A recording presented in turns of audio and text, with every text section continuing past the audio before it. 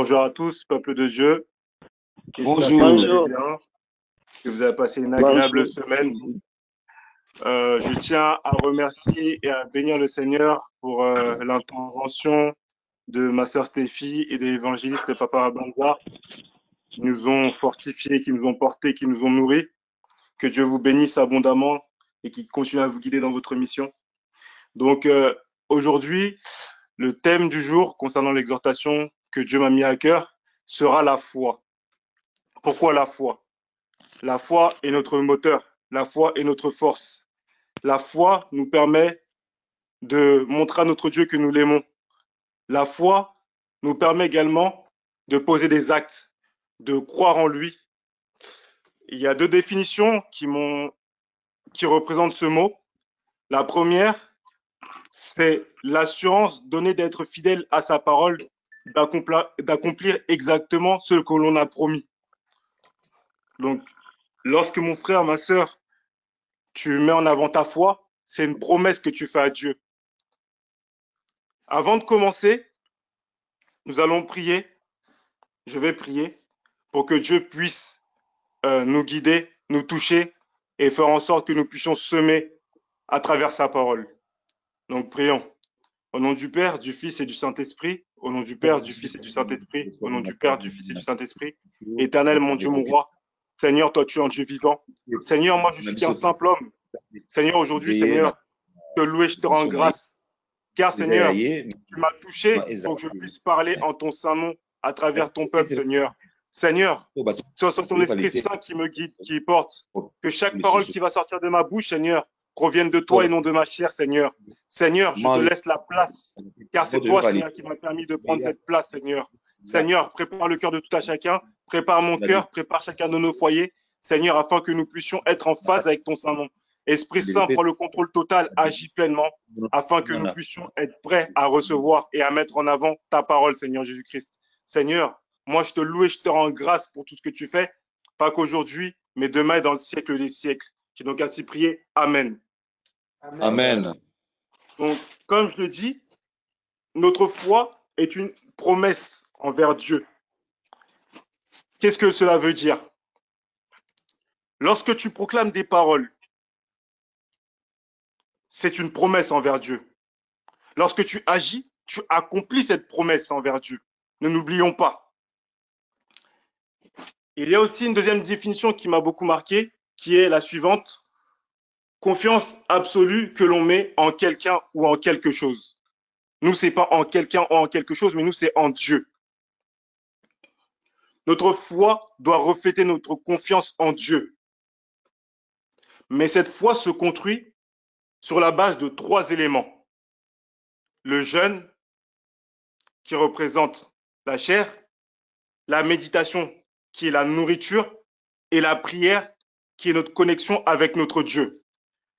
Je vais donc développer ces trois points afin que le Seigneur puisse nous éclairer, nous porter et nous montrer la voie. Pourquoi nous jeûnons? Le jeûne est nécessaire pour purifier notre chair, pour être délivré de certains péchés. Il y a parfois des choses que tu n'arrives pas à faire. Tu pries, tu t'investis, mais cela ne marche pas. Tu lis la parole, mais cela ne marche pas. Qu'est-ce qu'il te reste à faire? À jeûner. Jeûner signifie quoi? Faire un sacrifice envers Dieu pour lui montrer que nous voulons lui plaire. Lorsque tu jeûnes, tu t'abandonnes totalement. Tu mets de côté tes sentiments, tu mets de côté tes envies pour faire place aux envies de Dieu. Lorsque tu es dans ce temps de jeûne, il faut vraiment demander à Dieu quels sont les thèmes. Qu'est-ce que Dieu veut que tu abordes? Dieu peut te toucher de différentes façons. Tu peux avoir un ressenti, tu peux recevoir un message à travers ta vie de prière. Ça peut être un frère qui t'apporte une parole. Ça peut être même une réprimande de la part d'un frère ou une sœur en Christ, ou même à l'extérieur. Nous devons prendre tout en compte, car Dieu agit tantôt d'une manière, tantôt d'une autre. Nous devons être sensibles à cela. Avoir des thèmes, marcher par thème. Ne pas marcher, jeûner pour le plaisir. marcher par thème, pour évoluer, pour apporter quelque chose, pas à nous, pas à notre foyer, mais au royaume des cieux. Nous devons prendre cela en compte, car nous cherchons une chose, à grandir chaque jour, à chaque instant, à chaque seconde. Nous voulons être un parfum de bonne odeur pour notre Seigneur. Mais comment le faire? À travers le jeûne. Le jeûne va te permettre aussi d'acquérir une certaine puissance à travers ta parole, à travers tes actes, à travers ta présence. Car ce n'est pas toi qui va agir, ce n'est pas toi qu'on va voir, mais c'est Dieu qu'on va voir à travers toi. Donc nous devons prendre en considération cela. Nous ne devons pas mettre cela de côté, mais au contraire, si mon frère, ma sœur, aujourd'hui tu ne jeûnes pas, demande à ton Dieu, implore-le, demande-lui comment faire. Si ton cœur est sincère, si tu veux vraiment le faire, Dieu te le montrera. Il te montrera soit à travers des signes, à travers ton frère, ta sœur, qui soit en Christ ou non. Il te le montrera. Dieu t'aime. Dieu nous aime. Donc Dieu veut que nous avancions. S'il nous a permis qu'aujourd'hui nous puissions connaître son saint nom, c'est pour que nous puissions impacter. Mais comment impacter? Nous devons nous entretenir. Nous devons faire en sorte de façonner notre chair. Beaucoup de fois dans la parole, nous voyons que euh, les serviteurs, la plupart du temps, ils prennent un temps pour Dieu. Mais la question que nous nous sommes posée, que nous devons nous poser, comment ils entretiennent ce temps-là avec Dieu? Est-ce que c'est un temps de jeûne? Est-ce que c'est un temps de méditation? Est-ce que c'est un temps de prière? Maintenant, mon frère, ma sœur, toi-même, lorsque tu prends un temps avec Dieu, quel est ce temps-là que tu vas prendre? Un temps de jeûne, un temps de prière, un temps de méditation? À toi de voir, à toi de savoir à travers ton intimité. Je vais donc parler du deuxième point qui est la méditation. La méditation est très importante. Pourquoi? Parce que ça nous permet de comprendre, d'avoir plus de connaissances, de même lorsque nous posons des questions, la plupart du temps, je me prends en exemple, lorsque je me pose des questions, très souvent, j'ai mes réponses à travers la parole. Lorsqu'il y a des choses qu'on me reproche et que je ne comprends pas, très souvent, je le comprends à travers la parole de Dieu. Lorsque nous avons même des prédications ou des exhortations, c'est une forme de méditation également. Mais la question que nous devons nous poser, c'est comment faire en sorte de montrer à notre Dieu que nous avons compris cette méditation en faisant de notre vie une méditation, c'est-à-dire ton comportement, ta manière de penser, ta manière de voir les choses, ta manière de montrer ton amour envers ton prochain. Cela va toucher ceux qui ne connaissent pas la parole. Cela va permettre que tu puisses déployer, développer même un message, sans parler, mais juste à travers tes gestes. C'est ce que le Seigneur faisait. Le Seigneur Jésus-Christ nous l'a montré. Pour le jeune, il nous l'a montré lorsque Satan est venu le tenter. Il a montré la puissance du jeûne. Il a montré aussi également qu'il a chassé les démons. La puissance de la parole, il a montré quand les Juifs venaient le tenter. Aujourd'hui, mon frère, ma soeur, ça peut être des esprits, ça peut être ta chair, surtout la chair, ça peut être ton entourage. Ils viennent te tenter. Mais qu'est-ce qui va faire que tu vas avoir une puissance? C'est la parole de Dieu. Parfois, il se peut que tu peux avoir des ennuis ou tu peux avoir un problème. Il suffit juste que tu récites un verset que Dieu a mis dans la parole. Dieu ne se contredit jamais. Donc, qu'est-ce que Dieu va faire?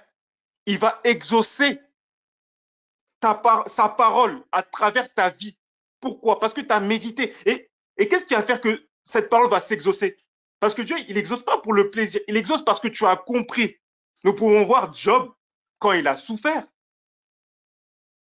Qu'est-ce qui l'a permis, en fait, de recevoir au centuple ou même multiplier toutes ses richesses? C'est parce qu'il avait compris les paroles. Il avait compris la parole. La parole, nous devons savoir aussi également, Dieu parfois nous parle tantôt d'une manière, tantôt d'une autre. La première base, c'est la parole de Dieu, donc la Bible. Mais la deuxième, c'est à travers soit mon frère, soit ma sœur, qui soit en Christ ou non.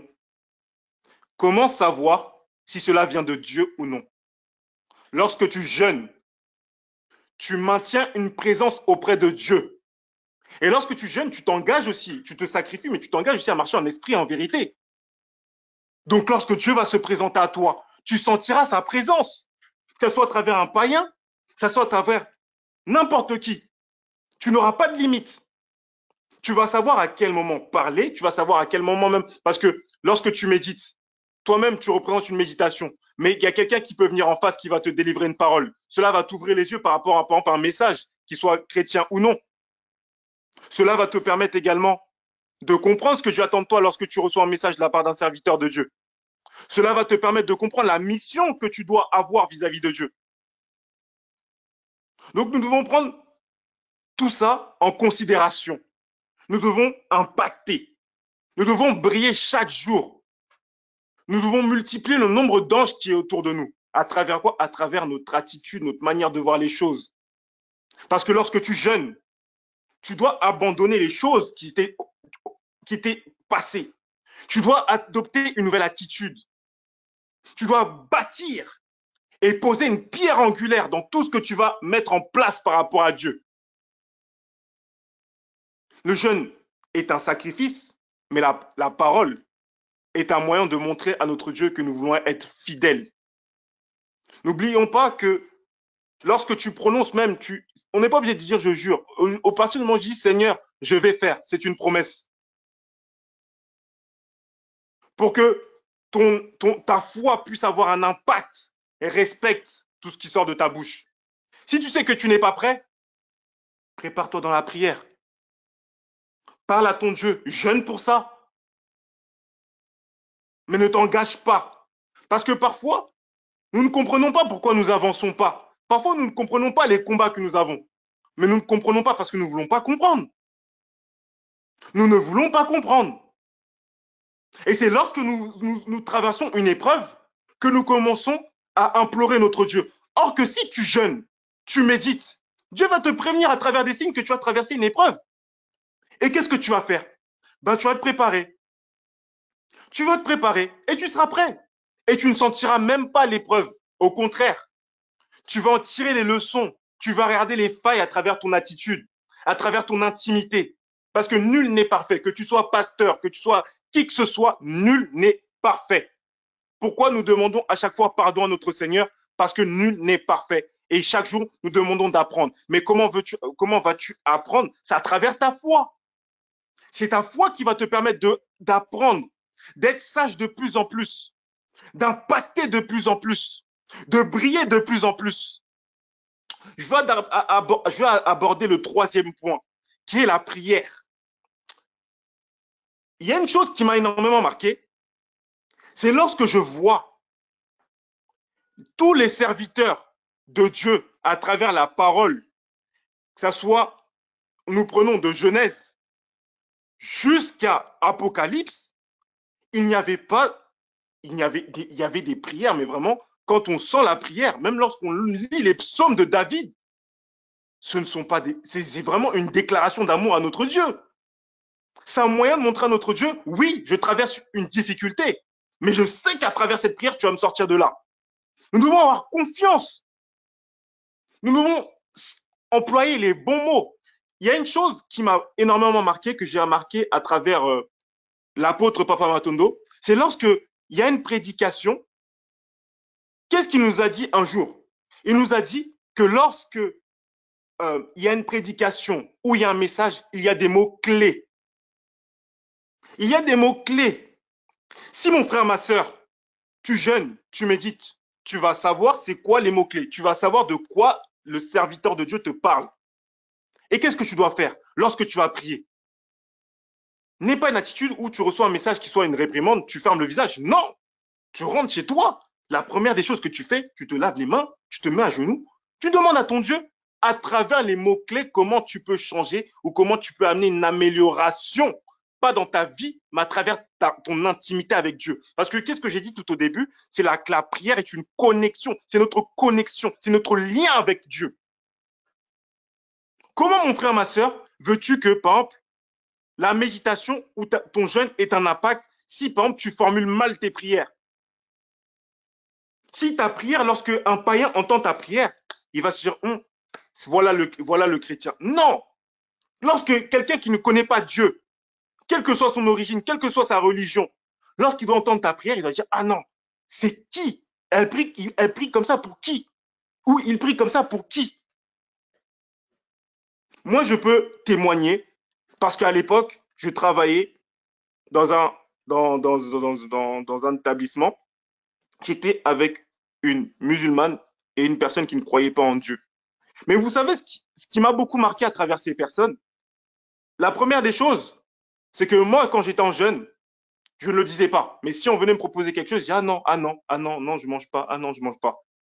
Non, je mange pas, mais poliment, j'avais mon temps, et je le dis, dans ce poste-là, Dieu m'avait fait grâce. J'avais ce temps où j'étais tout seul dans mon bureau, c'est-à-dire que je prenais ma Bible et je méditais. Et ce qui se passe, c'est ce qui s'est passé, ce qui était, moi-même, aujourd'hui, quand j'y pense, ça m'a beaucoup marqué, c'est que mon responsable ouvre la porte, il sait que je suis en pause, il voit la Bible, il lui dit, ah, je te dérange. Ah non, non, tu me déranges pas. Je rangeais ma Bible, je mettais ça sur le côté. Il y avait aussi une personne qui est arrivée jusqu'après, elle savait que je mettais mes écouteurs, je méditais la parole de Dieu, et il me dérangeait pas. Et un jour, ce qui m'a marqué, c'est, ils m'ont posé, les deux, ils m'ont posé une question, ils m'ont dit, mais on voit tout le temps, tu prends ce temps-là, qu'est-ce que ça t'apprend, qu'est-ce que ça t'apporte? Et aujourd'hui, ces personnes-là, ça arrivait à un stade, à un lien où je leur ai même offert des Bibles. Et ils m'ont remercié. Ils ont ouvert la Bible, ils ont lu la parole de Dieu.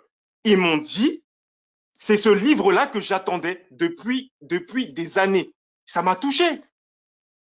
Mais qu'est-ce qui a permis que moi, j'aille voir une musulmane, même une personne athée, que je lui offre la parole de Dieu? C'est les signes que Dieu m'a mis à travers mon intimité. Dieu m'a guidé.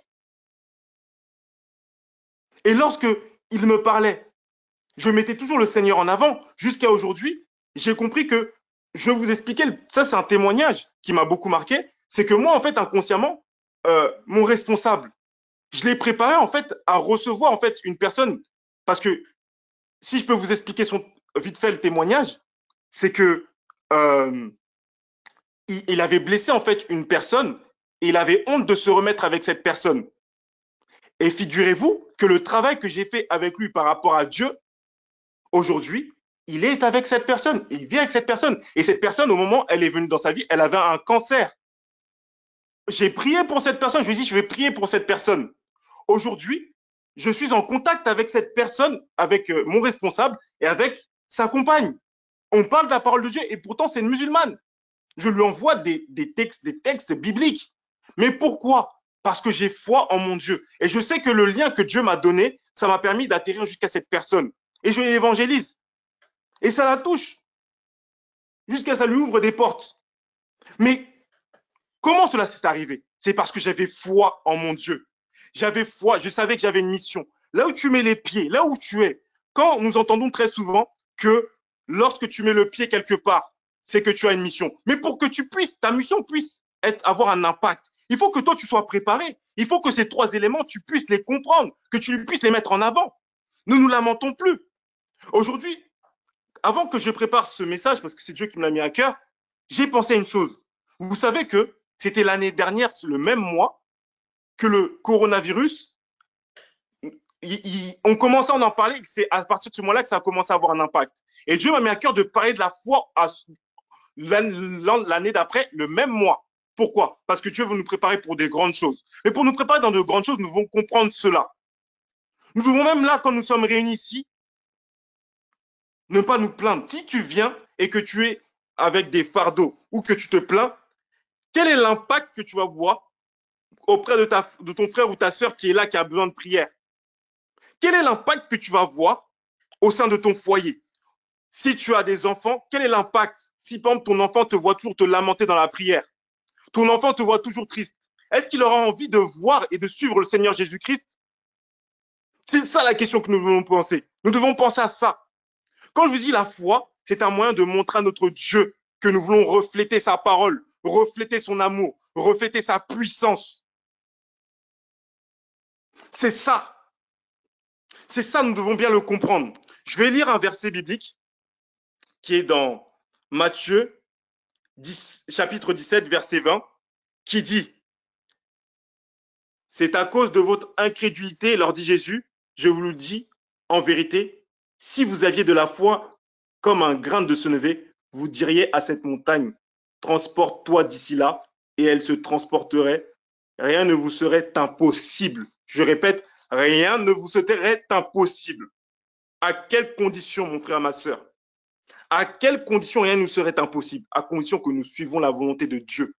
Comment suivre la volonté de Dieu? Si ta foi incarne à travers ces trois éléments, tu mets Dieu en avant. Quand nous parlons de la pierre angulaire, à travers chaque chose que tu vas accomplir, tu mets Dieu en avant. À travers quoi que ce soit. Je ne comprenais pas, par exemple, ce verset. Comment mettre la pierre angulaire avec notre foi? Vous savez, mes frères et sœurs, lorsque tu fais un projet, Dieu va toujours te dire de faire quelque chose. Il va te dire, jeûne, action de grâce, prière pendant une semaine, verset biblique. C'est ça. C'est ça la pierre angulaire que tu vas mettre. C'est-à-dire, avant même que tu mettes un pied dans ton projet, si tu as une maladie, avant même que tu ailles faire tes examens, que tu poses ta pierre angulaire à travers ta foi, que tu reflètes vraiment ce que Dieu veut que tu fasses. Aujourd'hui, tu peux être malade, sans papier, tu peux traverser toutes les épreuves, mais tu n'es pas présent ici. Est-ce que tu es présent ici? Oui, tu es présent. Est-ce que tu connais le Seigneur? Oui.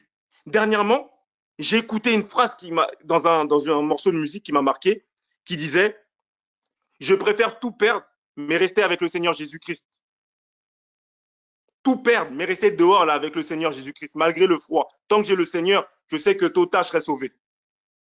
Ça m'a marqué, je me dis « Waouh !» Et encore là, je l'ai mal formulé. Mais quand j'ai compris ça, je me dis « Waouh !» C'est là que nous devons comprendre que nous devons nous abandonner. Lorsque nous venons nous recueillir ici, prier, abandonne-toi. Lorsque tu es chez toi et que tu pries dans ton intimité, abandonne-toi. Oublie ta douleur, oublie tes souffrances. Mets Dieu en avant.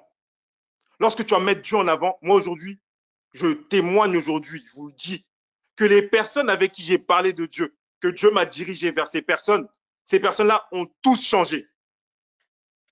Tous sans exception. Je vous le dis, aujourd'hui, je le dis, même dans mon travail, je vous dis, j'ai eu des difficultés, humiliation. Mais Dieu me disait quoi? Tais-toi. Je me suis tué parce que j'avais foi en mon Seigneur. Aujourd'hui, ces personnes-là, elles ont tous été mutées. Tous ceux qui me posaient des problèmes dans mon travail, tôt ou tard, ils sont partis. Sans que je parle. Moi, je ne disais pas, Seigneur, chasse-les. Non, Seigneur, que ta volonté soit faite. Moi, je pars, c'est toi qui m'as posé là-bas, c'est toi qui m'as permis de travailler là-bas. Donc, si je viens pas pour souffrir. Et en tant qu'enfant de Dieu, je ne veux pas souffrir, je vais être dans la joie. Et je vais dégager une lumière intense. Donc, Seigneur, prends la place là-bas. Que ton sang se verse. Parce que la puissance du sang du Seigneur, elle est puissante, c'est une vertu. Je laisserai vraiment un jour que Dieu me guide pour que je puisse en parler. Mais ça a une puissance incroyable. Parce qu'aujourd'hui, je vous dis, les personnes aujourd'hui qui m'ont persécuté, limite, c'est mes meilleurs amis au travail. Lorsqu'il y a un problème, ou il y a une solution, ah, Kevin, non, je sais que Kevin n'était pas dedans. Ah non, Kevin, je sais qu'il n'était pas dedans. Sans parler. J'ai des événements, je vous le dis aujourd'hui par la foi, par mon acte, c'est-à-dire qu'au travail, je ne vais pas là-bas pour quoi que ce soit. Je vous le dis, il y a parfois, j'ai eu des besoins. Je me dis, Seigneur, je laisse entre tes saintes mains. J'allais au travail, ils m'ont fait une enveloppe. Une enveloppe avec des cadeaux. Oh, t'es choqué. Mais tu te rends compte que quand tu t'abandonnes à Dieu, eh ben, tu manqueras de rien. Aujourd'hui, est-ce qu'on est dehors? Est-ce qu'on est dehors? Non, on n'est pas dehors. On est là à prier le Seigneur. Lorsque tu as un problème de santé, tu as des médicaments, tu as ceci, tu t'en sors, tu tiens. Tu peux souffrir, mais tu es là, tu es présent, tu as la vie. Aujourd'hui, il y en a qui partent autour de nous. Mais nous sommes là, nous avons la vie. Donc, qu'est-ce que nous devons faire? Nous devons être un parfum de bonne odeur. Mais à travers quoi? À travers notre foi. Comment Dieu peut nous donner des missions? Dire, tu vas prier pour un tel, tu vas, par exemple, évangéliser un tel. C'est à travers ta foi. Ta foi doit être une puissance. Déplacer des montagnes. Quand nous disons déplacer des montagnes, c'est pas parce que, imaginons, toi, tu veux 1 milliard, que Dieu va te donner 1 milliard. Non. Quand tu suis la volonté de Dieu, Dieu te donnera toujours le meilleur. C'est-à-dire que même si ce n'est pas ton plan là, ce n'est pas ce que tu veux toi, mais ce que Dieu va te donner, tu verras dans 10 ans, tu vas dire ah, merci Seigneur. Parce que c'est ce que Dieu donne est au-dessus de tout. Ce que Dieu donne est au-dessus de tout. Rien que la parole, la Bible que nous avons, elle est au-dessus de tout. Tu as un problème, tu pries, tu as ta confirmation. Tu as besoin de quelque chose, tu te poses des questions, tu as envie de grandir, tu lis la parole de Dieu. Tu veux encore plus grandir, tu jeûnes. Tu veux encore te rapprocher de Dieu, tu peux multiplier les prières. Ne nous lamentons plus. Ne pleurons plus. Soyons dans la joie. Vous imaginez Étienne, quand il s'est fait lapider, il n'était pas en train de pleurer. Il avait le sourire vers les cieux. Imaginez-vous, mettez-vous à sa place. On vous lance des pierres. Mais vous êtes là, vous avez le sourire. Quel impact! Quelle foi! Il savait qu'il allait vers son Dieu. Mais comment il a su? Parce qu'à travers sa foi, il savait. Il savait que son Dieu. Vous imaginez, vous allez mourir. Vous faites un sourire vers le ciel, vous savez que vous allez partir au ciel. Mais quelle foi! Quelle foi! Aujourd'hui, nous devons nous poser la question, est-ce que nous avons cette foi? Si nous n'avons pas cette foi, posons-nous les bonnes questions. Est-ce que ton attitude est correcte? Est-ce que tes prières sont correctes? C'est-à-dire que tu ne te lamentes pas, mais tu mets Dieu en avant, tu t'abandonnes. Est-ce que tu jeûnes? Est-ce que au lieu d'appeler, par exemple, on peut appeler des frères et sœurs pour prier en tant que soutien, mais ça doit être un soutien. Ton frère, ta sœur, ce n'est pas Dieu.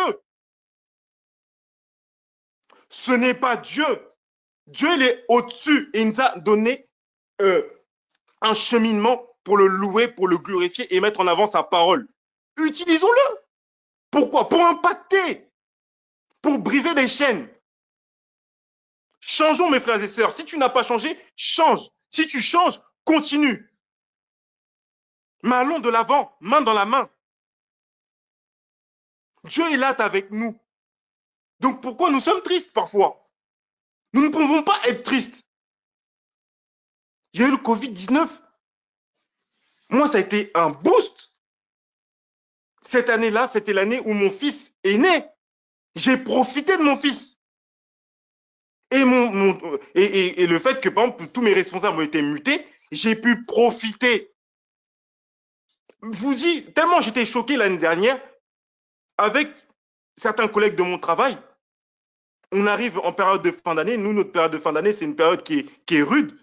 On avait terminé un boulot qu'on mettait au moins 1 mois et demi, 2 mois à faire. On l'a terminé en même pas 15 jours. On n'avait plus rien à faire. On se croisait les doigts. On se posait des questions. Ah, peut-être qu'il nous manque quelque chose. Mais c'est quoi? C'est notre Dieu. C'est mon Dieu. J'étais dans la joie. Il dit, Seigneur, je ne pouvais être que dans la joie. Dieu opère. Parfois, nous nous posons des questions sur le genre de miracle que nous voulons. Aujourd'hui, tu as le souffle de vie, c'est déjà un miracle. Aujourd'hui, tu connais le Seigneur, c'est déjà un miracle. Aujourd'hui, tu sais prier, c'est un miracle. Aujourd'hui, tu sais méditer, c'est déjà un miracle. Ça m'est déjà arrivé dehors qu'il y a un groupe de chrétiens qui étaient coréens. Quand je leur ai dit que je savais méditer, ils m'ont posé la question sur Apocalypse, je leur ai dit, ben, j'ai compris ça. Ils étaient choqués. Mais pour moi, je ne comprenais pas pourquoi ils étaient choqués. Mais qu'est-ce que j'ai fait? Je suis parti chez moi, j'ai prié pour que Dieu les éclaire. Nous devons marcher dans ce sens-là. Notre foi ne doit pas être que pour nous, mais elle doit aussi servir pour le bien de l'œuvre de Dieu, l'amour de Dieu. Encore un autre témoignage que je vais vous donner. J'avais une personne qui était à côté de mon travail, qui était SDF. J'avais ce souci-là, j'avais mal au cœur. Je voyais cette personne, j'avais mal au cœur. J'ai posé la question au Seigneur. Parce que parfois, nous pouvons venir remplis de bonnes intentions, mais ce que nous allons faire, ça va égarer cette personne. J'ai prié mon Dieu, j'ai demandé à Dieu quoi faire. Aujourd'hui, dernièrement, j'ai recroisé cette personne. Il est venu me demander une pièce, je n'avais pas. Je lui ai dit franchement, et il m'a dit, regarde aujourd'hui. J'ai dit ça, c'est un témoignage, j'ai dit Dieu merci, parce que j'ai beaucoup prié pour cette personne.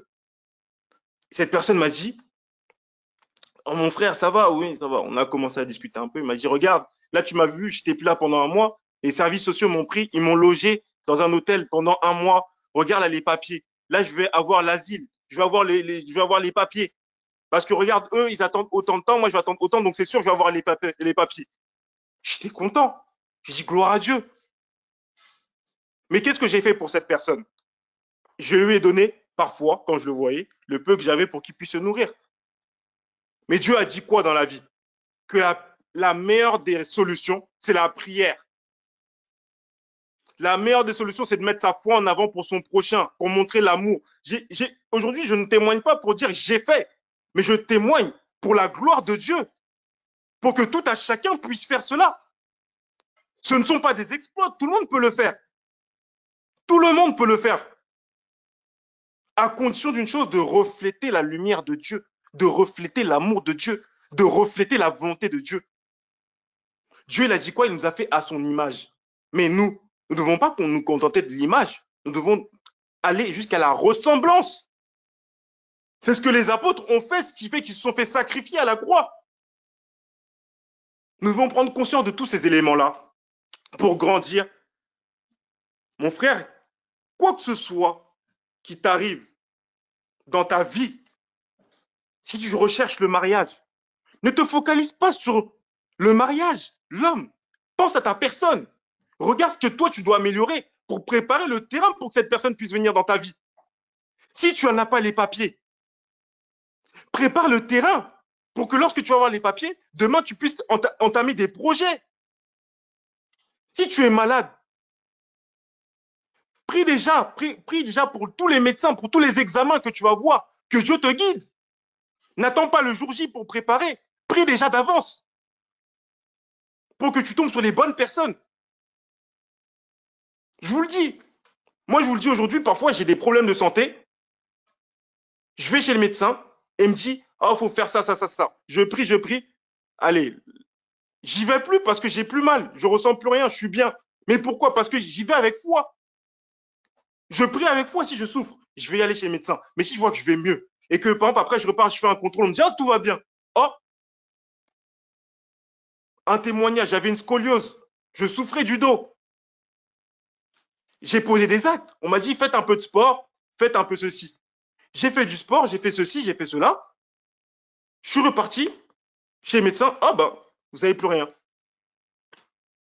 J'ai cru, j'ai dit, non, mon Dieu, je suis parti, j'ai pris les renseignements nécessaires, j'ai mis en place, je suis reparti. Gloire à Dieu.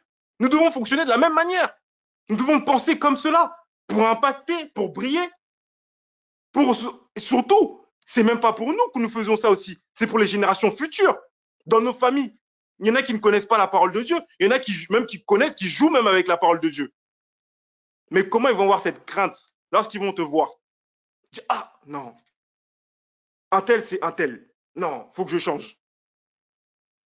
Moi-même, mon propre témoignage, avant même que je puisse fouler les pieds, et ça je témoignerai, et je vais clôturer par ça, je laisserai la place à Papa Matondo.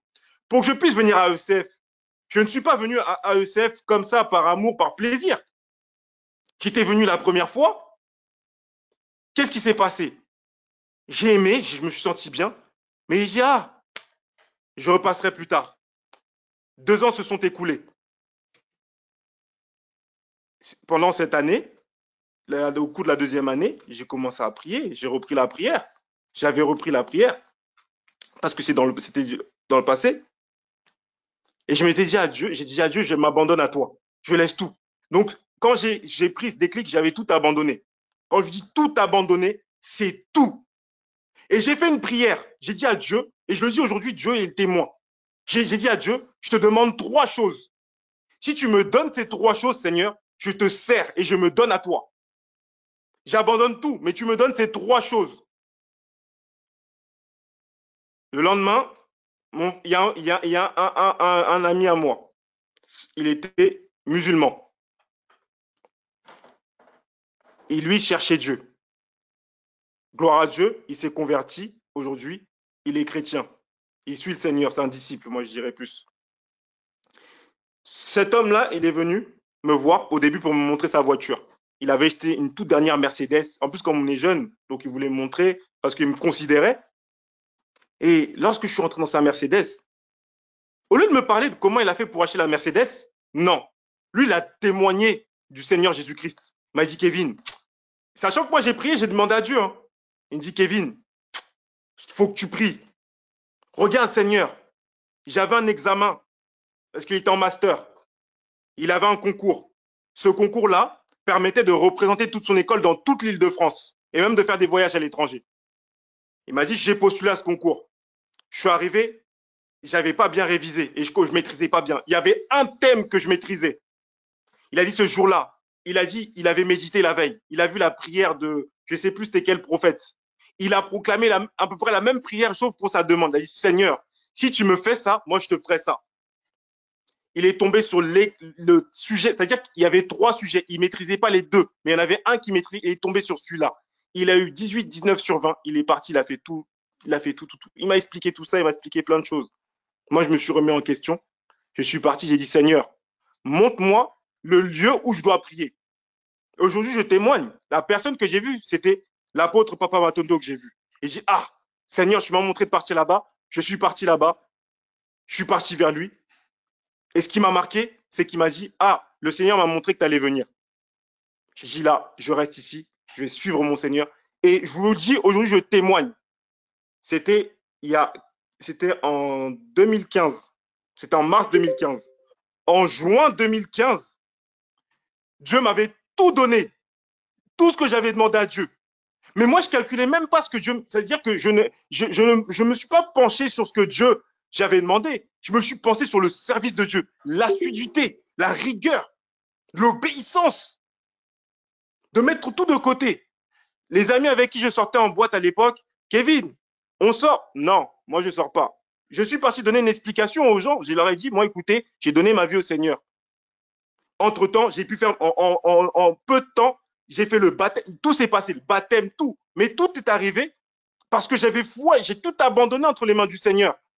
J'ai abandonné ma vie. Surtout lorsque Dieu nous parle du baptême, et c'est important, lorsque tu te baptises, tu acceptes et tu veux que ce soit Dieu qui soit devant. C'est plus toi. Tu t'oublies. Mais il faut savoir une chose, Dieu est amour. Donc il n'oubliera pas les besoins que tu as. Il va savoir que tu as ça, que tu as ça. Avant même que tu sois né, ta destinée et ton chemin était déjà écrit. Ne l'oublions pas. Nous ne faisons que suivre ce que Dieu nous a mis en cours de route. Mais pour suivre ça, notre lampe, c'est notre foi. C'est notre foi qui nous permet d'arriver d'un point A à un point B. C'est notre foi qui nous a épargné beaucoup de choses.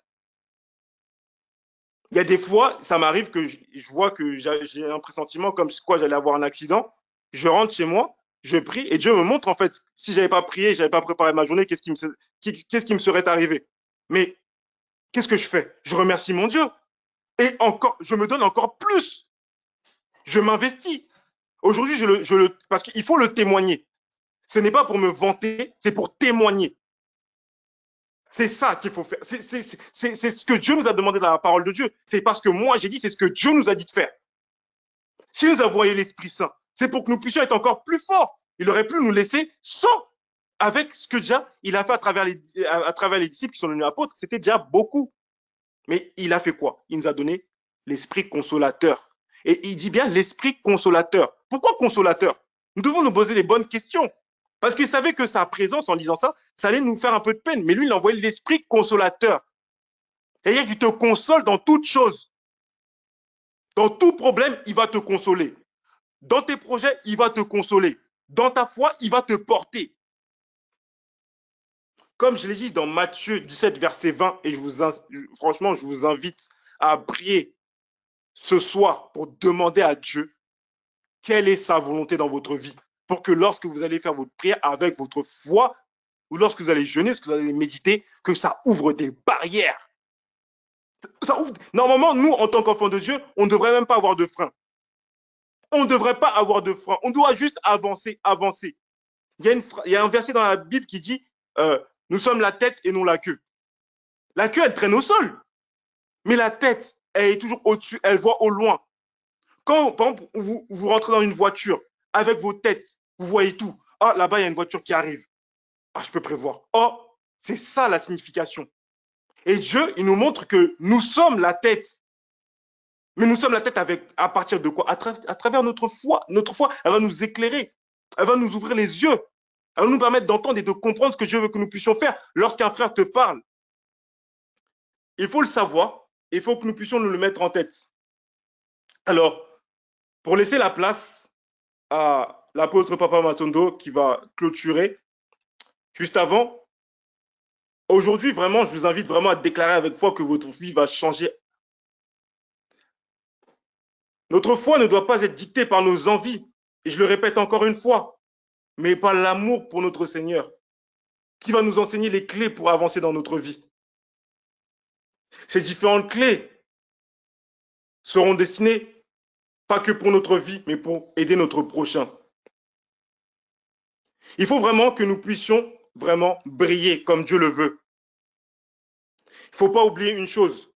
Plus ta foi, plus notre foi, je vais dire, parce que je m'inclus, parce que je ne suis pas parfait, plus notre foi va croître et plus on va développer nos dons et nos talents.